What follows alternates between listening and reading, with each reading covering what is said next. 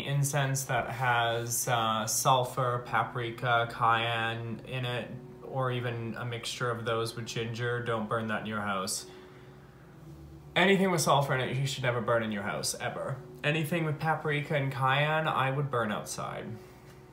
But that incense basically cleanses everything. It removes everything. Anywho, I was talking with the Dadies today, and I was talking with them about having to do a road opener spell because I am applying for a job that I'm going for an interview tomorrow. And one of my Dadies was telling me that I should do a road opener, and I was thinking, well, you know, I could just wing it, and they were pretty damn insistent. And so I was talking with them last night on how to do this road opener with this oil and what stuff I'll need, and I've got all the stuff here. The other thing was that with this particular spell, I had to use that particular incense, and I had to make it into an oil in order to burn it on a similar candle like this. And I had a whole conversation with you guys today when I thought the video was recording about how candle color really doesn't matter, because what they used back in like the olden days, like we're talking fucking 18th century here, what they used was like beeswax candles. They didn't really have colored candles. So, and you guys are gonna have to excuse me again because these cats of mine are getting into all kinds of things, so just give me a minute. Less interruptions tonight, that would be awesome. I'm like all magicked out from the spell I had to do earlier today. I don't think anybody's really talked about what to do while your spell is working. People have talked about like what their clients should do and so on, but like if you're like babysitting or working like this candle's gonna take a while to burn down. If you're babysitting something like this, I mean, you want to work it as much as you can first, and then as you're, you know, babysitting it, you just want to keep your eye on it. If the flames start to sputter, you know, you want to like check on it, see if there's messages from the spirits, read the wax, which way it's dripping, see what's happening. You know, you don't want to just completely ignore it. And then of course you want to practice fire safety. So you don't want to just like, oh, I'm going to go out on a night of the town while a giant candle like this fucking burns down. No.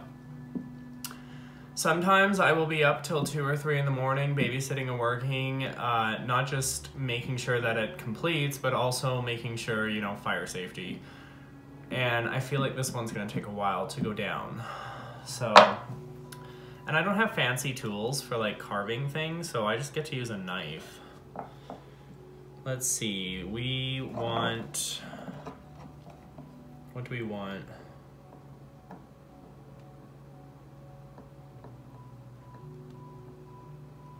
I like carving things into candles.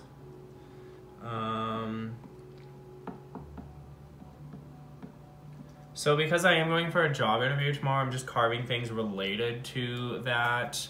Things you might consider if you're doing a road opening spell is that you might want to say, you know, whatever it is that I'm trying to open the roads to is I will get, or they will be in my favor, or whatever the case may be.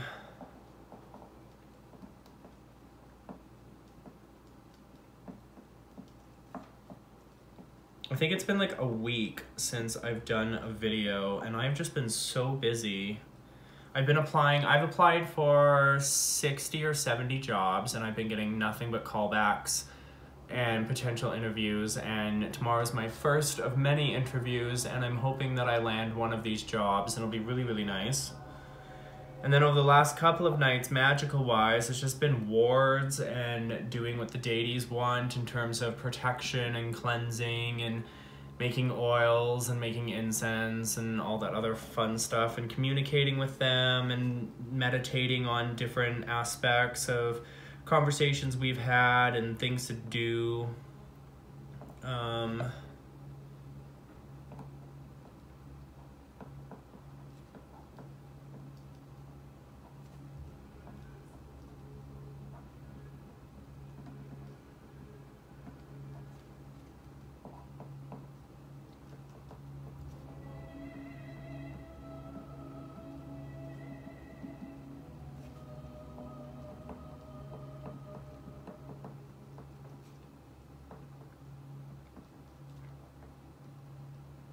Here we go. So we have the candle all carved up with all the things that we want, all the things that this spell will do for us. Other things I want to talk to you guys about was, oh, what the hell was it? I went on this rant this afternoon when I thought the camera was recording about how this topic really bugs me, and I've talked about it so many times before, and I've always summed it up with everybody's craft is different. And I'm not trying to sound preachy or whatever, but like, we don't always have pink candles for love, or red candles, or purple candles for domination. Like, this is the prime example I can use. We don't always have black candles. Like, some of us are really fucking poor. Like, you know, and we're coming to the craft and we're looking on YouTube for ideas and suggestions, and everybody's using the fancies of the fanciest, like dragon's blood, or, you know, mugwort, or fucking marigolds, like shit that you normally can't buy in a grocery store. And I think a lot of people get hung up on books. And I don't want to say that book learning is wrong or bad, because it's not. It's essential. But you have to understand that witches of the past didn't have the tools that we have today, okay? And a prime example of that is all these fucking colored candles and all these glass candles and so on and so forth. You know what they had? They had beeswax fucking candles. And in like the 19th century, they had, you know, they were starting to get some like colored candles, but it was mostly white candles. I mean, look at any fucking TV show from that era. Look at Downton Abbey. Do you see a bunch of colored candles all over the place? They had white candles everywhere. And so if you think about that in terms of the witchcraft practiced in that particular era, I mean, I don't foresee the people who were practicing witchcraft who didn't have a lot of money getting black candles to curse somebody, you know? They were using what they fucking had on hand. And I think what really pisses me off the most is that people are so hung up on this notion that you need all this expensive stuff, all of these specific tools to practice witchcraft. Now, if you're going into traditions like Voodoo and, you know, some of like ceremonial magic and so on, there are certain tools, certain ways, certain things to use to practice. Like if you're going into, you know, Santeria, or I don't even know. There's just certain traditions that do require certain tools, but even then they're not super expensive. And if I can go off topic a little bit, I've seen so many people use or say that they're gonna petition this god or goddess when they have no fucking right to do so. Like, absolutely no fucking right. And it's a cultural thing. Like, there are white people who have not been initiated saying that they're working with the Orisha, that the Orisha came to them. I'm sorry, but I find that very difficult to believe, considering a lot of the traditions that the Orisha are involved in are traditions that you have to be initiated into, or you have to be from that culture or that race. And it's like, it bugs me to see cultural appropriation when it comes to the craft. And then you also hear of people that are like, oh yeah, I'm just gonna call upon this god or goddess, when every piece of literature, every person who works with that god or goddess knows for a fact that you don't call on that god or goddess. That's fucking disrespectful. That god or goddess comes to you should you be worthy. So that's just my thought process on that. I guess there's other stuff I could talk about, but I need to get into this because I've carved up this candle, but I haven't done anything with it. Let's see. We'll put some of this road opener oil on it. We'll just like dip this around. There we go. So we want to open all the roads. We want nothing to stand in our way. We want to be successful. We want to open our minds to other possibilities, other avenues, other ways of thinking about things, of solving the problem. We want to be successful in our endeavors. We want to remove blockages and obstacles that might prevent us from being successful. We want to open our mind. We want to sweeten anything that's on the road in order to help us achieve our goals. I'm also going to use some of my money oil because this is for a job interview. I'm actually just going to pour a little bit of this on here. So because this is for a job, we want to be successful in procuring this line of money. We want to become prosperous. We want to bring in other potential job interviews and jobs. We want people to be interested in us. We want, again, nothing to stand in our way.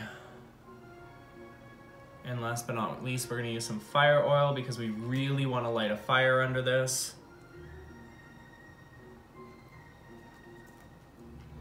Oh, I hate touching this fire oil. Like stings all the time because of all of the stuff that's used in it. So this candle is like pretty well coated in all of this oil. So now we can put some of the herbs that we want on it. So that's basically my rant. I also kind of want to talk about, I've talked about this in the past, and it's become more and more prevalent now in my current craft of working with what a lot of people consider demons. And I know that this particular deity will love me talking about him, so I will name drop this one of my deities as being Ashtaroth.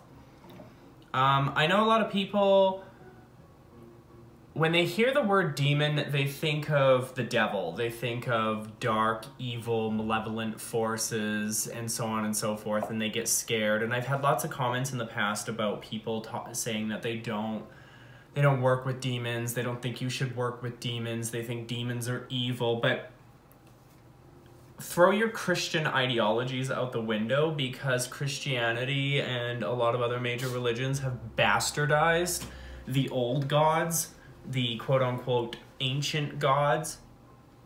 And Ashtaroth, or Esther, I can never say her female name. Is it I think it's Ashtarote or Ashtoreti?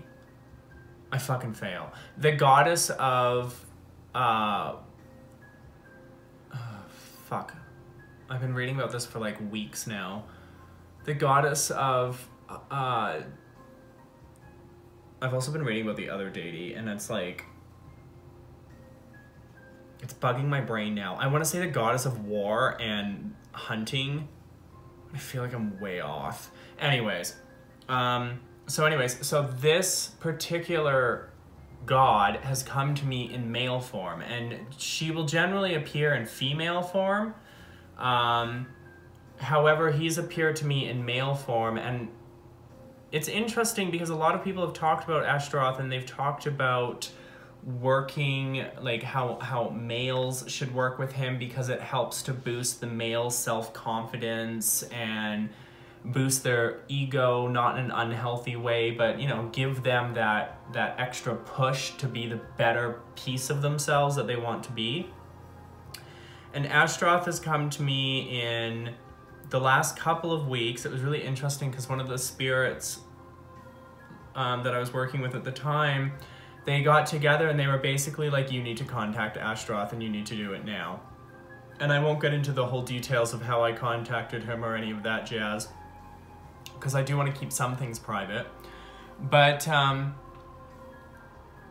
he appeared to me with a goat's head, which I found interesting. He would not appear to me on the physical plane. He would not manifest in any way on the physical plane, because he had said to me that if he were to do that, it would be too much for my psyche to handle.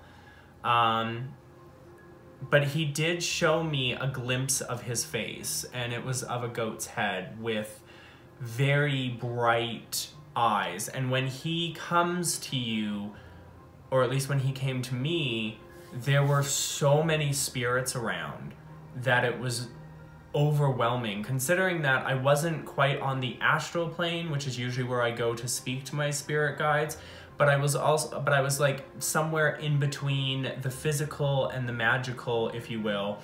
And it was overwhelming, and it was very daunting, and you could feel his presence. It was both magnificent, terrifying, and just, it was the presence of a god. It was the absolute presence of a god. It was like something had awoken and you could feel this presence. There was like a tightness in my chest. My mind was racing.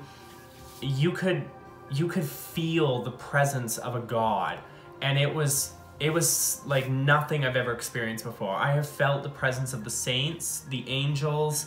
I felt the presence of, holiness. I felt the presence of spirits, but I've never in my entire life felt the presence of a god. Now, the reason I bring up working with a demon is because most people, ignorant people, would consider him to be a demon without doing the actual research. Christianity, Catholicism, mythical Christianity, so on and so forth, has bastardized Ashtaroth or Te as a demon. They've taken an old pagan god and turned it into a demon. And a lot of Christianity has done that with pagan gods. They've turned them into demons. I think, and I could be wrong, so somebody out there will correct me, but I think they took Pan and turned him into the devil. Or an aspect or representation of the devil. But, at the same time, it was their way of controlling the masses, controlling the people, so to speak, into believing what they, fear the old gods. Also fear our God, but fear the old gods, for they are evil, when they're not evil at all. Ashtaroth is not a demon in the sense that we make him out to be. He is a higher form. Now, he does have a ton of spirits with him, which I found interesting. Because when I was reading through the only information that I could find on him before realizing that he had a female form was in the Key of Solomon, and it had stated that, he is one of the princes of hell and all this other jazz, and he comes with a ton of spirits with him. And it was interesting because he did come with a ton of spirits, but they didn't feel threatening. They didn't feel evil. Nothing about Ashtaroth's presence felt evil. Think about it. People who work with Hecate, she is considered a quote-unquote dark goddess. People who work with the Morgan, she is also considered a dark goddess, one who you fear. I'm just putting some bay leaves on this because I can. These entities to me are not dark and evil in the way that, whether it's religion or modern day interpretations has made them out to be. Oh, I think I spoke too much.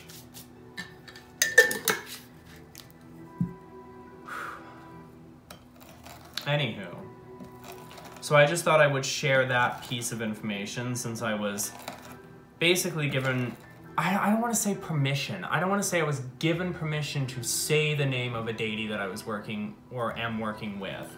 Because part of me doesn't say,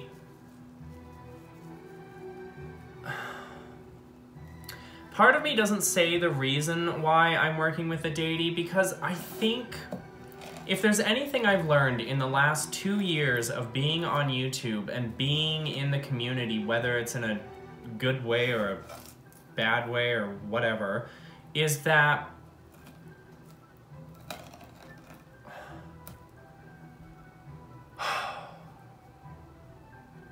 I want to keep some things private, but I want to share my craft. I want to share my experiences. And it's really become very difficult to do that, especially when you get so much backlash from the community. You get so much backlash because either you're not supposed to be sharing something, or you are supposed to be sharing something, or you're sharing it wrong, or whatever the case may be. And I just know that in the past, when I've talked about working with what we consider demons, people got antsy, people got angry, people got scared, people told me that, well, that's not what a witch does, and you're just giving, you know, negative stereotypes to what a witch really is. And I pity those people because they're so uneducated, they're so blind to what's out there and to their own history of being a witch. I would say that these are my opinions, but I think we're long past that concept. And personally,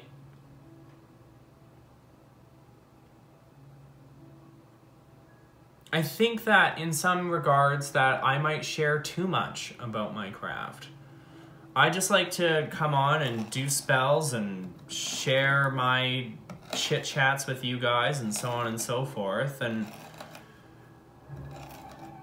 I don't know. I think that there's this like preconception of so much judgment in the community, and that if you're not working with one of the big popular gods, that you're not a real witch or something. And if you're working with demons, you're doing it wrong, or whatever the case may be. I don't know. It just, like, I look at the only other witch I know on YouTube who would be working with a quote-unquote demon is the Blue Witch. And one of the reasons I started watching her is because after Ashtaroth came into my life and into my workings, I didn't know where to turn to see if there was kind of any information, not just about him, but about, or I should say the male version of this particular god, but also about working with these entities. I mean, you hear so much about Hecate and the Morrigan and so on and so forth, but you don't hear about the other quote-unquote dark gods. So I started watching her because she would share sometimes some insight into working with Belial. And I think that's the aspect that I connected to the most in watching the Blue Witch, because, I mean, in a sense, we're both working with dark entities, if you will. I need to melt this candle bottom so I can stick it on to here. There we go.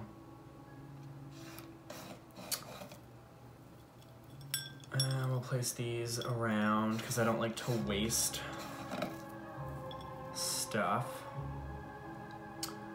But anyways, so I started watching her and kind of gaining an understanding of what it's like to work with a, again, quote-unquote demon. And my relationship with Ashtaroth so far has been a very interesting one. We don't talk a lot, but I can feel his presence. Like, even now, just talking about him, he is definitely in this room. He is definitely here. I think the biggest issue that I have is not knowing, you know, like, not knowing if I can even share anything about him with you guys without that fear of being judged that, oh, you're working with a demon, you're doing it all wrong, so on and so forth. We're putting mugwort around this because I want to open my mind. I want to open their mind. I want to open the minds of the obstacles on the roads. I want to open the doors. I want to open basically everything that would prevent me from either getting this job or continuing to get job interviews or getting a job in particular. I just want to open those doors, open the minds of people, make them see me as a desirable candidate. We're gonna put some bay leaves on here for success in all of the directions, in north, east, and south. I mean, in northwest, east, and south, you know what I mean. We're gonna put some marigolds on here. Marigolds always represents money to me.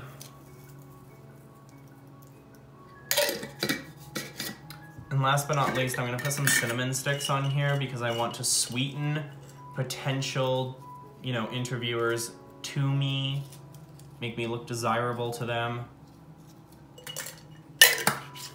And then I'll sprinkle a little bit of dragon's blood because I want to add potency and power to this spell.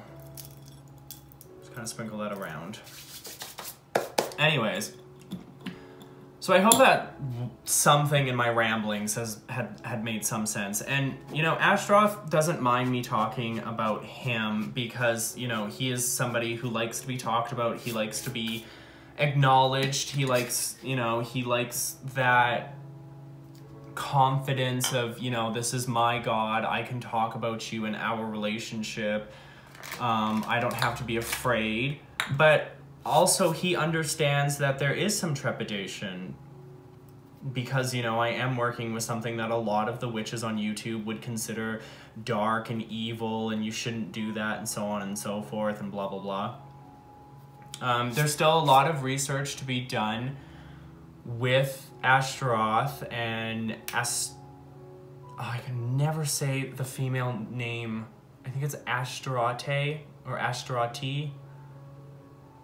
Somebody out there will know how to properly say the female name and will tell me down below. But anywho, there's still a lot of research to be done. Our relationship is very new, but I feel like he's going to be sticking around. Like he's not going to be going anywhere. I mean, my other deity that I'm also working with, that relationship is still new and we're still discovering each other and figuring out, you know, each other. I mean, that particular deity had me do, you know, make the servitor, and I was like, why the fuck am I making the servitor? Like, this makes no sense. And that's when Ashtaroth was like, stop fucking arguing and do it. So, you know, these relationships are still new, but I wanted to share that aspect because, you know, it's a new part of my craft, and as you guys have known, my craft has been so fucking confusing since December. It's been all over the place. It's been up and it's been down, and it's like, what are we in now? Like, we're in the 3rd month of the year and we're almost halfway through the 3rd month of the year. No, we're like the beginning still. You know what I mean? We're like a week in or something, and it feels, it's still confusing, but it's got direction now. Like, I almost want to say I feel normal again, but there's nothing normal for me for working with deities because I've never, and I'm being told that they want this incense to be made into an incense and put on this coal, so we'll just do that before I burn this. For me, I've never worked with a full-on deity before. You know, I've worked with the saints, but they're not, I don't consider that a deity. You know, I wouldn't consider Ancient Saint Matthew to be a god. He's a saint. I've tried in the past to reach out to deities, like, I've tried to reach out to Hecate and quickly learn that that's not how you do things, you know. I was speaking with Ashtaroth a while ago. I think it was a couple of nights ago, actually. It wasn't that long ago. Oh yeah, that's right. Just spill dragon's blood everywhere. Not like this shit's not expensive. But anyways, I was speaking with Ashtaroth a couple nights ago, and I said, you know, I was told to reach out to you, but what would happen if I wasn't told to reach out to you, and I just did it? So I'm going this way because I want to remove the blockages, but now I'm going back this way because I want to bring the success and the clarity, and I want to sweeten those, you know, those interviews towards me. But I also want to remove the blockages. Anything that might get in my way. Be it magical, be it mundane, be it whatever it may be. I want it out of my way. I want it gone. Oh, we don't need that to burn anymore. Oh, that's right. Just spill everything everywhere. Burn the whole fucking house down. Anywho. So this is basically done. I just have to put some intentions into it before I light it and get Ashtaroth to bless it and get the other goddess to bless it as well. Or the other, yeah, the goddess. And I don't know, it's just, it's been frustrating for the last couple of months, not knowing where my craft is going and being really confused. And it's nice that you guys have been super supportive, or at least most of you have been. There's been some jackasses. But at the same time, it's still very confusing. It's very new. It's gonna be confusing for a long time, and I like to be able to just come on here and do these types of videos where it's either I'm making an incense or an oil or whatever the case may be, and chatting with you guys and all that other fun stuff, and showing you guys new things, and maybe you learn something, maybe you don't, I don't know. I used to do these let's make an incense and chat video, but they're not as long, or they weren't as long, and I didn't feel like I could get out the stuff that I wanted to talk about, because you guys are like therapy to me, right? Like therapy. We can be therapy people. Fuck therapy, dogs. Let's have therapy YouTube. Anyways, let's take a second to put something into this candle.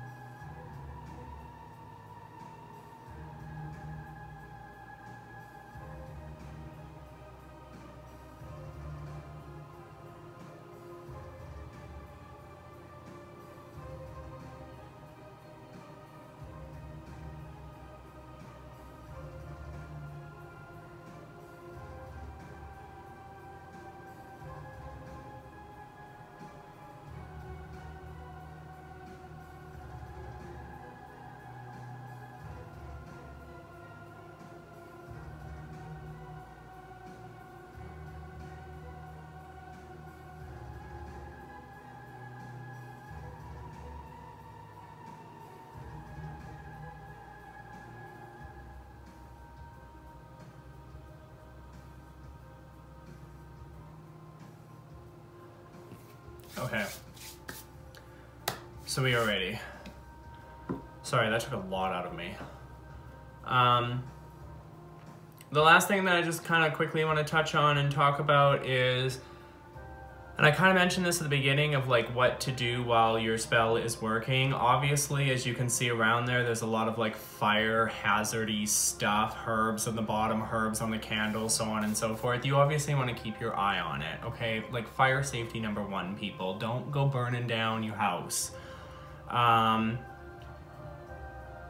You also want to pay attention to which way the candle wax is dripping, if there's lots of tears, if there's a steady stream, what the pool is making around the candle. I understand that not a lot of you can read candle wax or understand how to read it. I basically go off of my gut and my spirits. For example, if it burns down this way, it'll affect something in my future, whether that's positive or negative. It depends on the pool that forms. If it burns down this way, something's blocking me. If it burns down this way, something from my past is blocking me. And if it burns down this way, which is my front, that generally means that it's gonna work in my favor. It's gonna do what I want it to do. Good combinations of that is that if it's burning down this way, but it stops dripping and it stops either halfway, or maybe it gets all the way down to the bottom, but it stops and starts burning more down towards the front or the right side, I generally take that as a favorable outcome.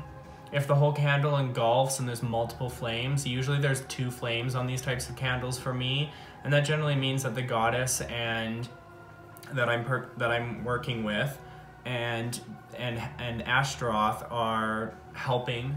Or it could be spirits that are helping. It really depends on the energy and the vibration that I get from it. And if Ashtaroth is like, bitch, fuck off, I'm working this. I generally try to put in as much enchantment as I can, and this candle is like fucking radiating. So that's basically how I do these types of things. I like to do a lot of candle work because I get quick, fast, easy results. I do some jar work. I haven't had to do any jar work as of lately because there's nobody I need to put in a jar. I usually use jar work for like malevolent magic. I mean, I'll do a honey jar if there's like somebody that I'm interested in, and I'll be like, let's sweeten you the fuck up. But that's about it.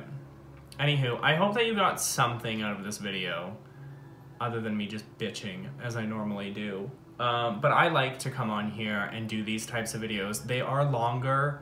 I get that. I don't really give a fuck. They are longer. There's all kinds of information in them. I hope that it teaches you or you get some insight into my craft, or I don't know. We generally have a good conversation down below about these things. I'm not gonna say that I'm quote unquote back, that my craft is normal again, that everything was done for a reason.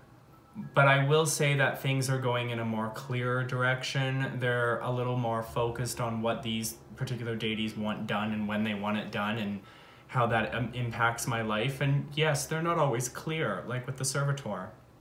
They still haven't told me why I made that servitor.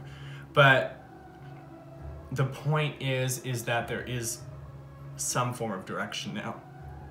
And I can take some small solace in knowing that there is direction in my path and that I'm not going crazy and that I'm not going insane.